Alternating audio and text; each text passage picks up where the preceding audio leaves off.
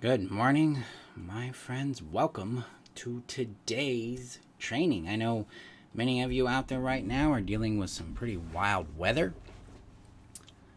I hold space for you in that crazy that's going on out there. Make sure you stay safe, stay warm, and be gentle with yourself out there. Okay? All right. So, today we're going to be talking about what's called intermittent reinforcement.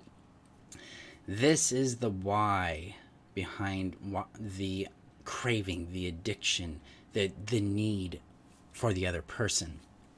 So, but before we get to that, I'll welcome you here. If you're new to me, I'm Marshall Burtcher, and I help codependents rediscover happiness after codependency by helping them heal the trauma bond, discover, know, and love who they are, and create happy relationships in their lives.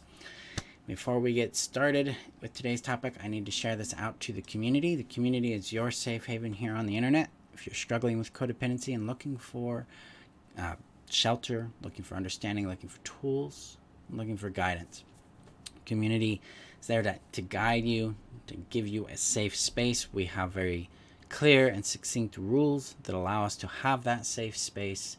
And so when you apply, you'll be invited to read those rules and understand them so that you can have a safe space too. Because safety is created by rules and boundaries and by consensual, clear agreements. All right, so I'm going to share this out to the community right now.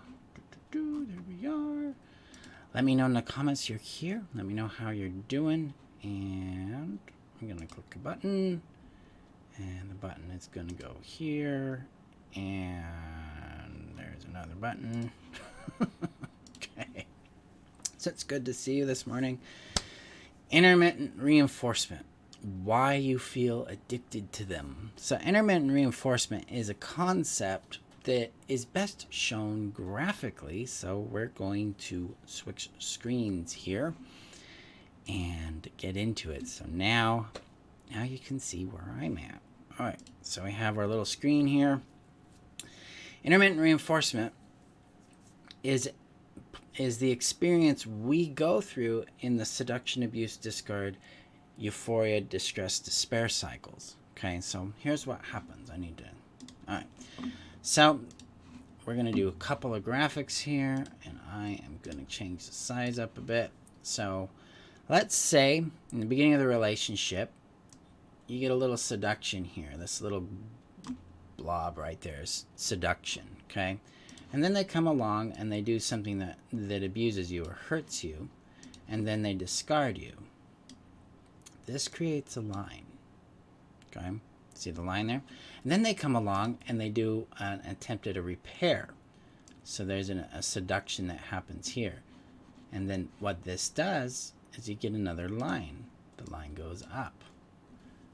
This is what intermittent reinforcement is doing, is you get a seduction or a repair or an attempt to repair, a promise usually, because there's an exchange in behavior, and you have an emotional uptick.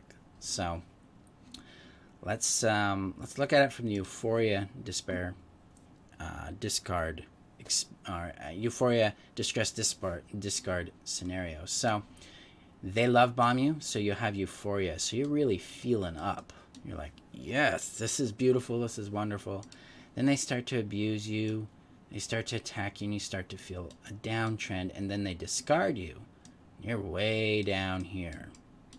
Okay? And then they come back and hoover you. They do another love bomb, and so that swings you up way high, and then they abuse you and discard you, which swings you way low.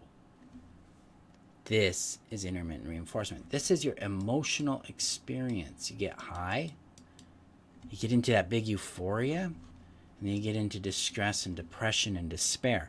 It swings you up and down. And what this is doing, switch us back to the screaming view, what this is doing is it's dosing your brain with a huge amount of chemicals. You're going from a drought into a flood. Over and over and over and over and over. And the intensity of this creates an emotional and psychological addiction to the person. Because in your brain, we'll switch back to the app view for this one. In your brain, your brain's creating what's called a reference point. So you have this person right here. This is the person swinging you up and down, okay? And then within your brain, I'm going to draw a big head here. So, hey. And in our brain right here, this person exists, okay? So what happens is this person's behavior tells our brain to feel a certain thing. So a person does a jig over here, and our brain goes, feel all the serotonin, feel all the things. Then the person gets mad. They get mad here. And so now we're feeling all the despair and the distress.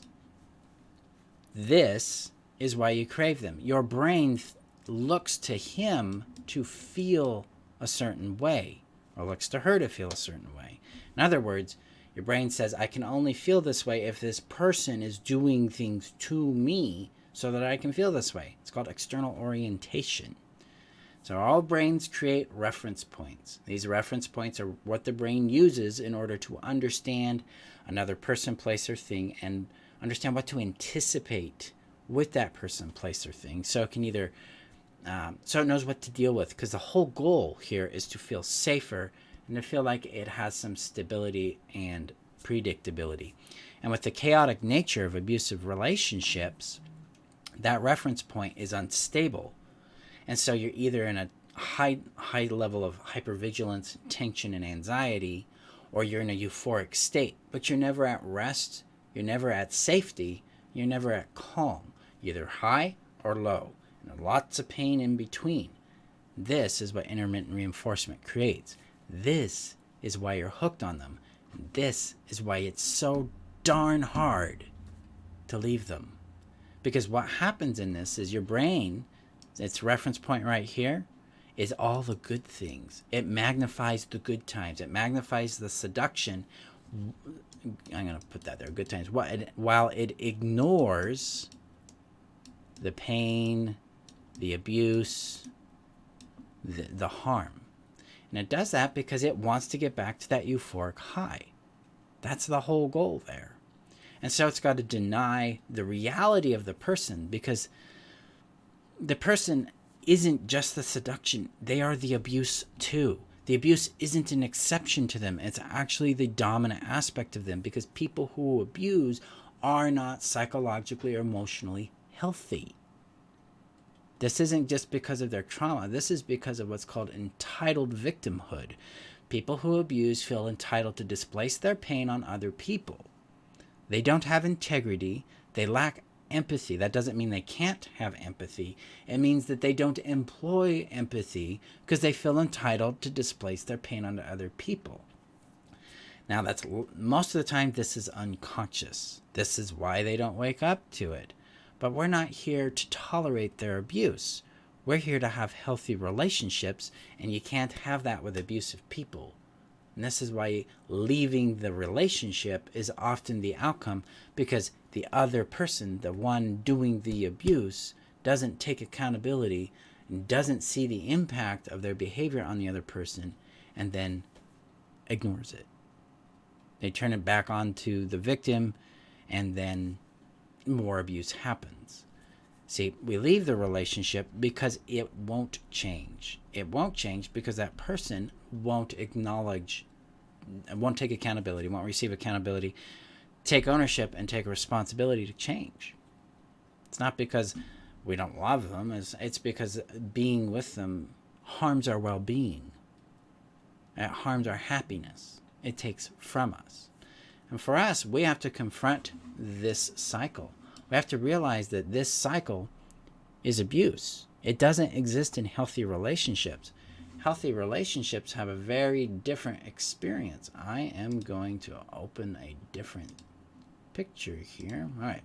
So we're just going to ignore this right here. Healthy relationships have a nice even keel on their baseline. So the black is their experiences, and the orange is their baseline. Baseline is calm, safety. Now, so sometimes we'll go another baseline here. So like in the beginning of a relationship, we tend to have some pretty big swings because we're going into a little euphoria or limerence. So we go high, And then we get a little sober and we come back here, and then we start to equalize over time. Okay? And these little highs are just fun little moments of passion, play, really joy of just being with the person. These little lows right here are maybe a conflict, maybe a confusion, maybe a difference, maybe some boredom in the relationship. But they are not this. This is a signal of toxic relationships. Healthy relationships have this nice even keel. Toxic relationships have peaks and valleys. And that drives us into intermittent reinforcement. So I'm going to switch this back here to that. Intermittent reinforcement, and it binds us chemically to the other person. So we have to break that. And we do that through sobriety. We do it by emphasizing the pain and the reality the other person's put us through. We have to counter the fantasy, the fiction of our brain that says, oh, the glowy thing is the truth. We have to counter that with the truth. And the truth is the abuse, the cost, the pain. The way we do that, part of sane making, is to write down the experience. That's like, they treated me this way, this is how I felt about it. We start to reference our pain. We start to make our pain real. We start to make our pain valid. We start to make our pain the priority. It's the pain that defines it. Healthy relationships aren't going to put you through hell. They're going to help you feel stable, safe, calm, and focused. Now, remember, healthy relationships are a product of compatibility. They're a product of emotional maturity. They're a product of ownership and accountability. And they function on what's called the 8 relationship bare minimums, which is boundaries, reliability, accountability, privacy. Maintenance of privacy is like keeping things private, don't gossip, don't expose people. Integrity, acceptance, generosity, and empathy. Okay, so that is essential because that creates trust, and trust allows the relationship to expand and to flex and to grow, and allows it to be safe and stable. Hi, Vanessa. So Jeremy asks, how much I appreciate how you describe and illustrate these concepts so well. Diagrams like this make it so. Yeah, okay. Excellent. Good. I'm glad my terrible art is working there. Excellent. Good. Okay. Awesome. I'm very excited to have you as a student here, Jeremy, and help you become free of this. Because one of the big journeys and challenges with intermittent reinforcement is returning to our stability and learning to get comfortable with 2 big challenges that drive us into their arms again. Not just intermittent reinforcement, but we have these 2 internalized fears that we have to confront. And that first fear is loneliness. We have this thing called internalized loneliness. Internalized loneliness is this assumption that we are intrinsically isolated from others, that we don't actually belong. I'll draw it because it's easier to draw it than to describe it sometimes. So I'm gonna do this. Oh, I'm gonna just do a new one. Yes, don't save it. All right. So internalized loneliness is like this. So you're here in the box. Okay. Then here's all these other people out here living life. They're connecting. They're doing their thing. They see each other. They feel seen. They feel valid. They feel loved. They feel wanted. And you're over here, isolated from them. You can't get to them. There's a barrier that doesn't allow it to work. We're isolated. We believe we don't belong. What's even harder here is in here and within us, we have a little person. We have our little selves. Okay? And I give them we feel isolated from ourselves. We're cut off from ourselves. The reason why we're cut off is because we're externally oriented. External orientation's basically this kind of triangle. Okay? So here is you. Here's the other person. Do OP there. So if I draw this as 2 people, Okay. I seek myself through their point of view. So if this is me and this is the other person, their perspective defines me. This cuts me off from this part of myself. This part. Because I'm not internally referencing what I feel, what I think, what my experience is, what my context is. Instead, I'm referencing their context and then judging myself according to it. This creates internalized loneliness because we don't feel seen. We don't feel like we're real. We feel invisible because this person right here isn't seeing us. They're judging us. They're projecting onto us their expectation rather than actively acknowledging who we are. That's why we feel invisible. This is why we have an internalized sense of loneliness. The way we heal this loneliness is through a process I call reflection. my art. So I'm gonna not save that. I'm gonna do a new one. Yeah, don't save. So internalized or reflection is a process of this. All right. So this right here is a picture. Okay, and this is your present self. Well, our goal here, and this is our little self, okay? Our goal here with reflection is to see ourselves, see the child self, and then reference it with love, which helps us identify and connect with our internal self. With this practice, we do it with pictures. This practice, we start to rekindle a connection to ourselves. We start to move into what's called grief. Sometimes there's joy that shows up. Oh, I'm finally feeling seen. But a lot of times there's grief. A lot of times there's sadness. A lot of times there is anger. Because we've been exiled. We have been so alone and unseen and invisible. And this helps us get out of the intermittent reinforcement cycle, because part of intermittent reinforcement is the meeting of needs. And one of those needs is being seen. And so when we're being love bombed by this person, we're feeling really seen. So that gets us into this euphoric state. But when they do the discard and they withdraw from us, we go into this deep despair and we feel like we're not real, that we don't exist, that we don't matter. So we cave in on ourselves and we start to feel more and more isolated, more and more lonely. So this is how we heal that. Very important. The second thing we have to deal with is a sense of emptiness. So I'm going to do some art with that too then. So emptiness. So here's the person. Yay. And they have this emptiness, this void here. There's a trick here with this. And it's something really counter, it's paradoxical. It's counterintuitive. This void, I'm going to draw a little bigger here, isn't empty. It's unknown.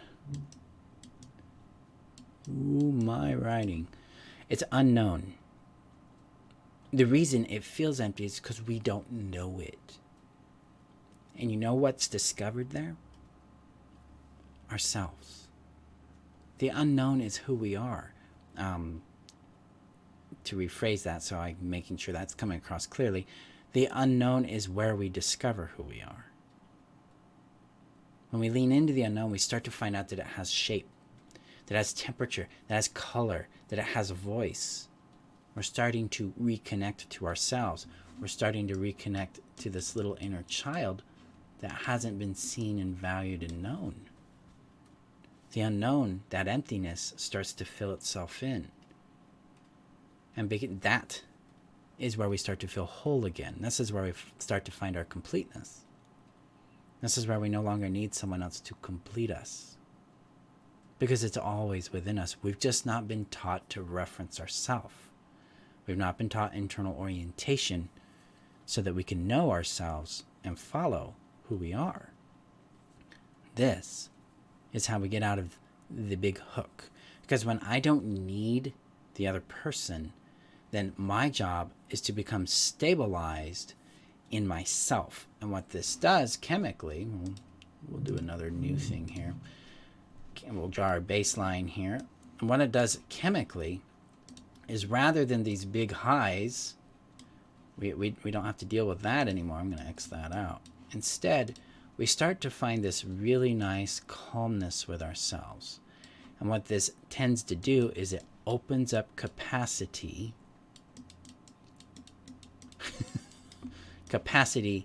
to feel. Okay? Because part of our challenge here is this is so intense that we equate love with intensity. We equate value with intensity. But in reality, to feel, I'm going to draw that a little better there. To feel means to feel the subtle feelings, the warmth of presence, the kindness of love, the joy of friendship, the boredom that emerges into creativity. This is where we're going. This is where your joy is. It's to feel the subtle feelings and sensations of life again. And when we're really connected to that, we get nourished. Our needs get nourished, and we have no more need for this. In fact, this starts to feel really disgusting. And we're like, I don't want none of that. Especially when we start having quality emotional nourishment through connection with ourselves and through connection with others. That's how we break free of intermittent reinforcement. So I'm going to... Oh, I have not had the app up, have I? Dang it. I apologize, guys. So, yeah, I really apologize. I didn't have that up. That frustrates me because now I just got my words about it. So I wonder what I can do. I'll see if I can make a different video to demonstrate that. It's demonstrated in the course really well, so I'll kind of redo it again. So external orientation is this triangle. This is you.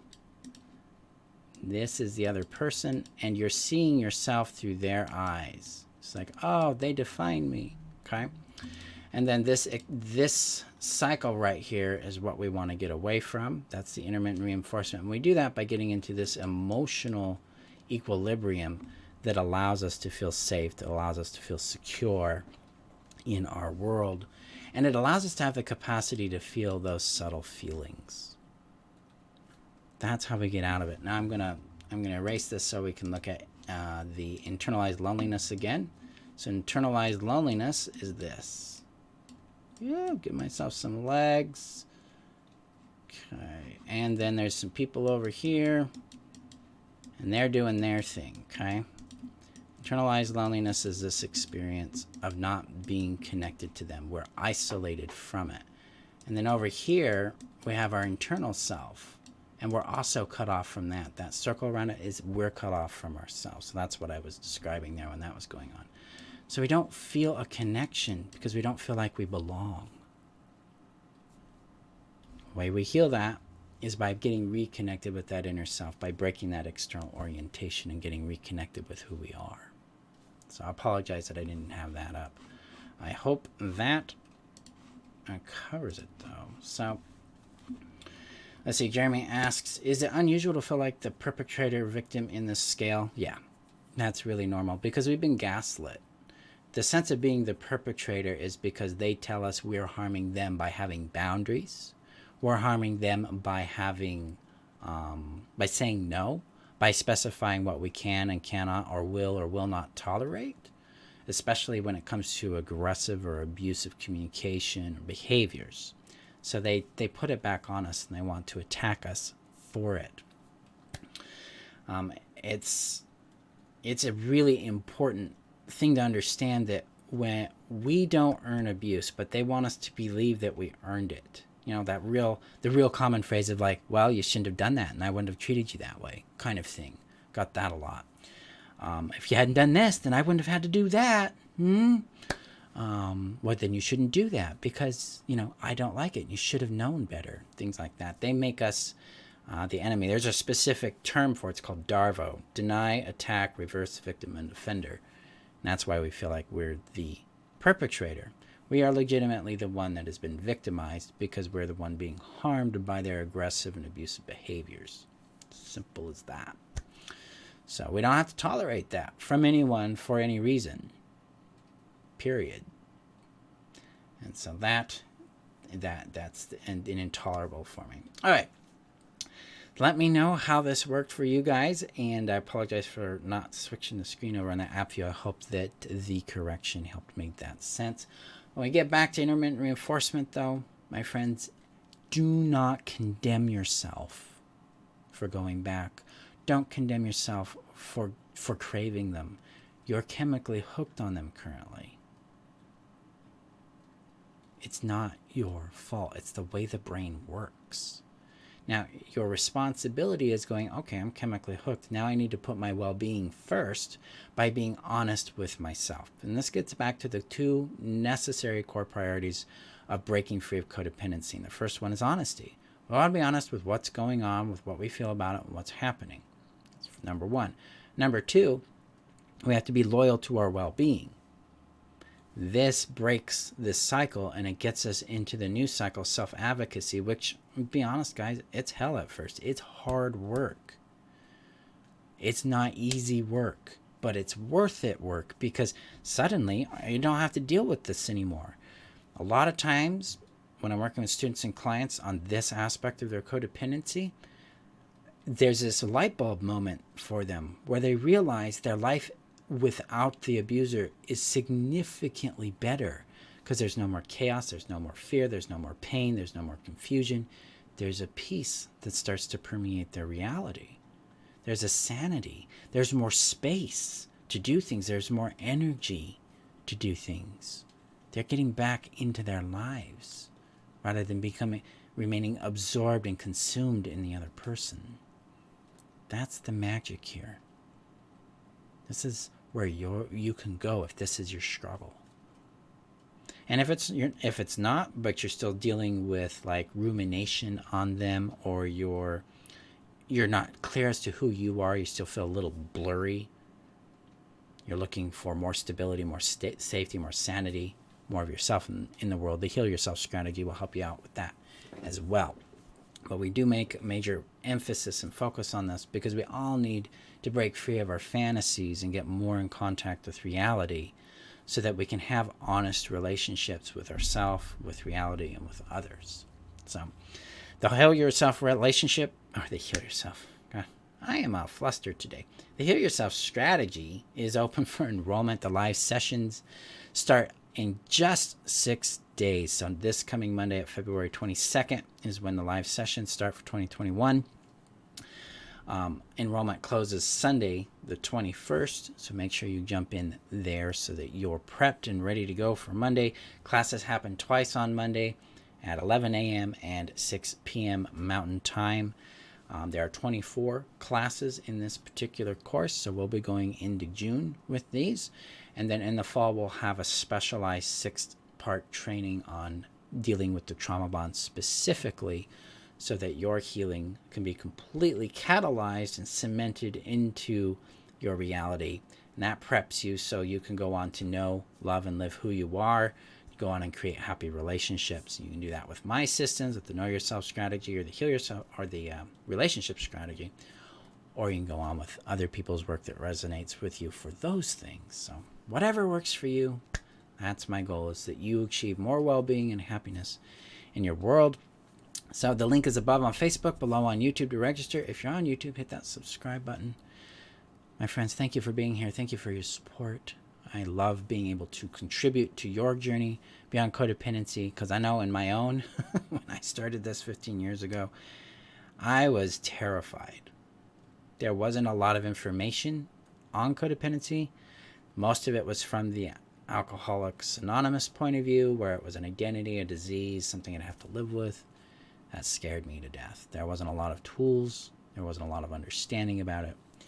And I'm a stubborn person, so I made the assumption that maybe I can heal codependency because other people don't have it, so what's the difference?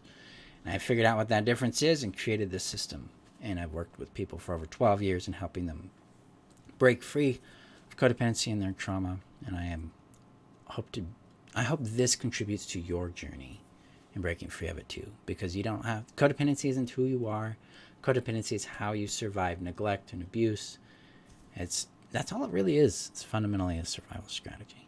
So don't condemn yourself for it, because it's not the problem. It is the solution to the abuse that your brain had available to it at the time, and now you can break free and go on to having a life full of well-being and happiness on your terms. So you're welcome, Crystal, and you're welcome, Jeremy.